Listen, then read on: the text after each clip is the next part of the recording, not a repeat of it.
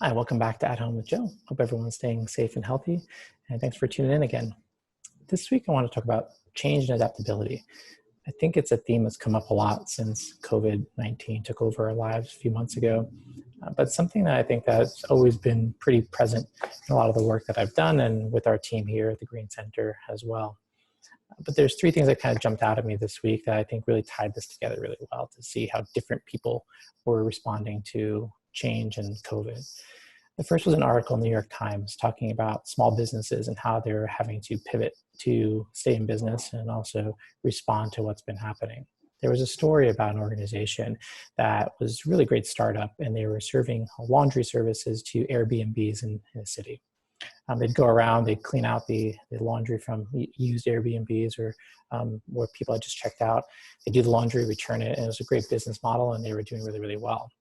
But obviously COVID-19 happened and Airbnb stopped really being utilized by a lot of people because no one was traveling. So they decided to pivot the organization and started serving nursing homes and elderly people that couldn't travel. They started providing resources and laundry service to those organizations and really kind of started helping people out in need.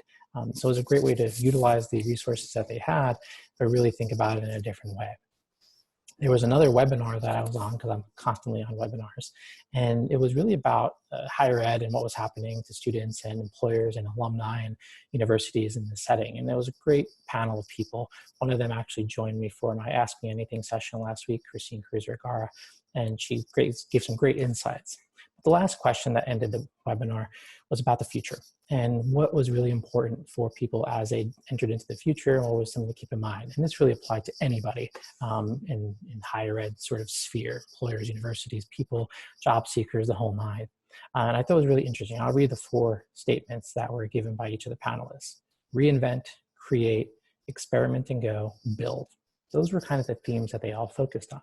And to me, they all kind of harken back to adaptability and change. How can people be ready? How can people take what's happening and start to adapt, create something new out of this, reinvent themselves, and think about what's next, whether that's a university as a whole, an organization or company that's recruiting, or people just trying to sort of get by and navigate this whole mess. Which brings me to my last group and my last point. This has to do with our students and any students really at any university like the University of Rochester. This has been really key for how they navigate this whole situation. And I've been talking about adaptability and resilience from the start here.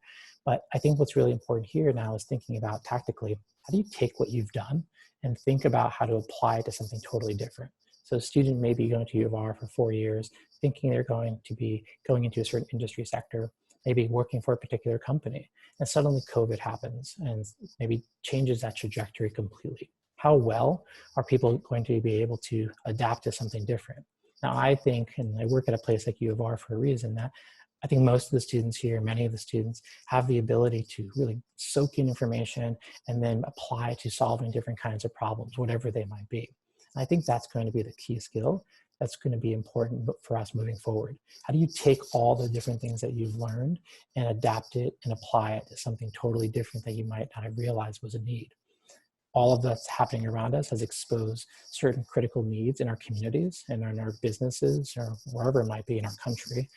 And I think this is an important time for students to take a step back, reflect on what they've learned at U of R or any university really, and think about, how do I apply this to a new problem? How do I maybe see a problem for the first time and think about how my degree, whatever it may be, can apply to that and really help address a need or really fulfill a service or solve a business problem overall. So that's my talk for today, and I hope you got something out of it and hope you enjoy these talks and keep coming back for them. But thanks again. Follow me on Twitter and follow me on LinkedIn. And that's it for this week. Take care and stay safe.